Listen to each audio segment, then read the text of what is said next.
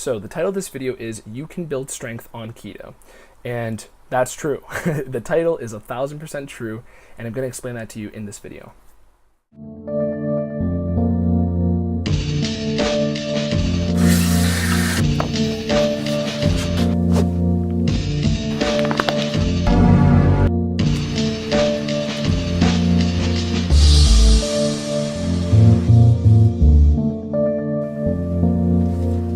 So if you've ever done any research on the keto diet, which is the low carb diet, you might have found that some studies have shown that you can't build strength on keto and that you actually lose strength. And while this is true for people who are new to keto for the first couple of weeks, once your body adapts, which takes about a month, especially, could be a little quicker if you have more fat to lose. Once your body adapts, you're able to use not only fat energy more effectively and burn more of your body fat, you're also able to use carb energy more effectively. So this means that because you're not eating any carbs, your body gets better at creating carbs from the excess protein you're eating and maybe a small amount of greens that you're consuming. So the small, limited amounts of carbs that you're consuming are going to go directly to your muscle stores and maybe a little bit to your brain and maybe some other organ function. But it's not going to be used for any fat storing. And that is always a risk you run when you're doing a carb-based diet. When you're doing a carb-based diet, you often have to limit your carbs and limit your total calories. And because your body's only running on one source of fuel, so carbohydrates, it doesn't make much sense to limit your carb intake, because I tell people all the time, if you're going to do a carb diet, don't limit the carbs, because that's your body's only energy source. However, if you're going to go full low carb, commit to it, because once your body makes that metabolic shift to the whole different type of engine that is fat burning, you're going to have the benefits of both worlds, and you're going to have the best of both worlds. You're going to have better, more effective carbohydrate storage and usage, and better, more effective fat usage. So your body's going to be better at using its own fat and better at using its own carbs, because you're putting this state in place, this fat adapted metabolic state. So when it comes to building strength, once you've achieved fat adaptation, I have other videos on this as well, your lifts are going to be just as good as they would if you weren't dieting, because you're going to have carbs in your muscles at basically all times.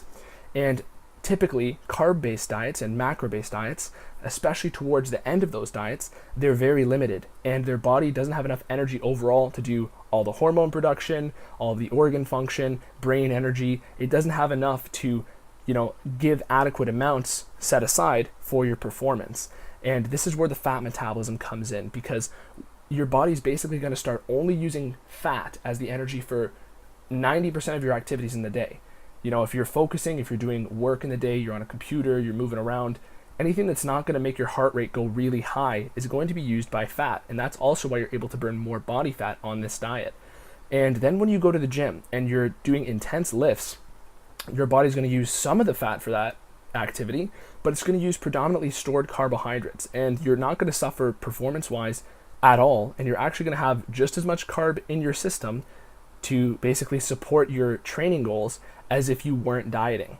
So even if your calories are lower, your body's going to still have some sort of amounts of protein that it makes every single day through a process called gluconeogenesis, which is where it takes excess protein and converts that into carbohydrates. So people will tell you to be afraid of this and afraid of consuming too much protein on a keto diet, but you don't need to be afraid of that, because your body's going to do it anyways, and it's going to come from your food. It's not really going to come from your own stored body fat. And as far as your training goals and getting stronger, the carbohydrates in your system are not going to be used for any other activities besides high intensity. When you're doing a carb-based diet, like I said, if you're limiting the calories and you're limiting the carbs, your body's going to be using those carbs while you're doing your daily activities. It's going to be using more carbohydrate energy when you're, at work at the computer, right? And overall, even if you're severely limited in calories, which I'm doing right now, you're going to be able to do 90% of your daily activities on a fat metabolism. And those carbs are going to come in strategically when you need them. This is how the human body was made. It's exactly what it was made for. In nature, people wouldn't have access to large amounts of fruits. It would only be seasonally, and large-scale agriculture was really only an innovation that was around for the last couple hundred years. People wouldn't have farms in their backyard with giant, fields of grains growing. So overall, when it comes to increasing your strength, this is just a theory video on why you are able to build strength, because as long as you have that carbohydrate energy in your system and the fat energy in your system, even if you're lower calories, the glycogen's still in your muscles and the fat is still systemic. So you always have access to it, whether you're eating the fat or whether it's coming from your stored body fat. This is also why people will tell you that you need to eat high fat. You don't necessarily need to eat high fat, but you'll perform a little better because you're going to have more fatty acids in your bloodstream. So your body's going to be able to use any of its stored body fat, because that's what stored body fat is. It's stored energy. That's what your body stores fat for. It's saving that energy for later. And when you're on that fat metabolism, your body is basically in a state that's primed to use it at all times. So throughout the entire day, not just when you're sleeping, like on a carb metabolism, you're going to be burning fat. And then that small portion of carbs that you save up in your muscles is going to go directly to your workouts. And over time, as long as you have a plan in place where you're trying to hit new strength goals, what's going to happen is your body is going to have those carbs accessible. And it really just relies on you at that point to keep trying to hit those strength goals, because your body's going to have adequate energy to do it. It's just a matter of slowly increasing the overload that you're putting on your body. Even if you're in a calorie deficit, even if you're cutting, you can build strength. Obviously, you would be even better if you had a keto bulk in place, or more calories overall. But this isn't even necessary. And for all my cutting diets, I actually use a keto diet now.